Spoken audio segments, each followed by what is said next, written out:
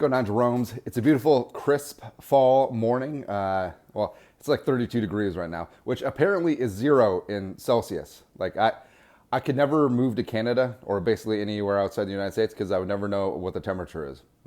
Also, I got a zit that won't go away. That's kind of bugging me. Like, how does a 38-year-old man get zits?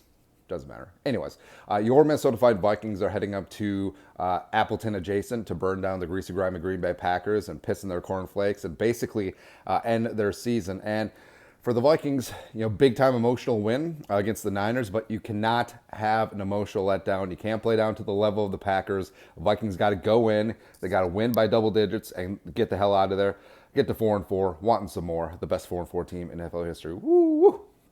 That's right. And the whole thing about the Packers is like, I obviously dislike the Packers. I dislike Packers fans, but also I'm glad that both exist, if that makes sense, because rivalries are what make sports worth watching.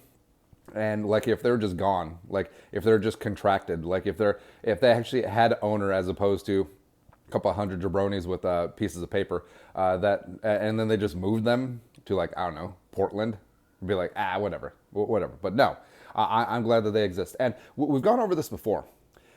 Packers-Vikings is interesting because in the Twin Cities and Minnesota writ large, it's the only in-division rivalry where so many opposing fans live in the cities and states of another team. Like, yes, I mean, Giants and Jets fans, whatever, or Bills and Jets fans, whatever, or Bills and Giants fans, whatever. But there are a lot of Packers fans that live in Minnesota. I mean, hell, Star Tribune used to have a Packers beat writer, which is Judd Zulgad from back in the day.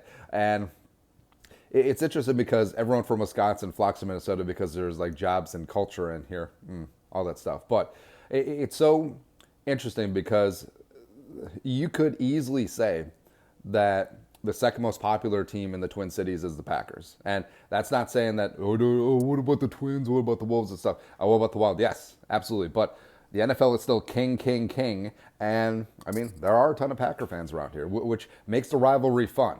But also, those Packers fans are in for a world of hurt. They're entering a world of pain because, 30 plus years of alleged, all-pro quarterback play from Brett Favre, and then alleged all-pro quarterback play from Aaron Rodgers. And now the desert is coming along because love stinks. Yeah.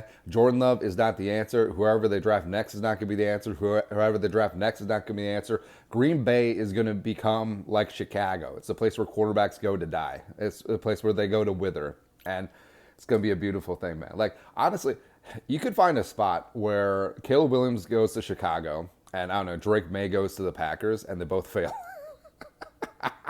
Which, as a Vikings fan, sitting on the sideline with our J.J. McCarthy day 2, just like, it's a beautiful thing.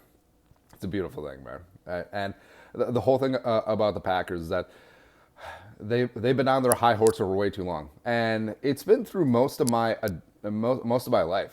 The Packers are like, they got Brett Favre for a second-round pick from the Falcons. Oh, look at him. He doesn't know the playbook. And he's on a bunch of oxy. And he's throwing touchdowns all over the place. Cool. Awesome. Cool. And then Aaron Rodgers was the absolute diva. And, like, I'm really trying not to like him. That's all. That's all, man. But, of course, when he's the quarterback of the Greasy Green Bay Packers, he was Garbaggio. He was whatever. And now the Packers are staring down the barrel of falling 2-5. The 12-year-old boy, Matt LeFleur, is suddenly a pumpkin when he doesn't have Rodgers in the building. And it's going to be great. It's going to be great because Packers fans have, for too long, have felt too highly about themselves. And now they're going to find out about the pain. They're going to find out about the hurt. And guess what? They're going to flee. They're going to flee. Because there's got to be a term for fans who are only cheering the team when they're good. But I feel like a lot of Packers fans are about to jump ship, and it's going to be biblical, right? The whole, hey, Lambeau Field. I mean, we have a 30-year wait for season tickets.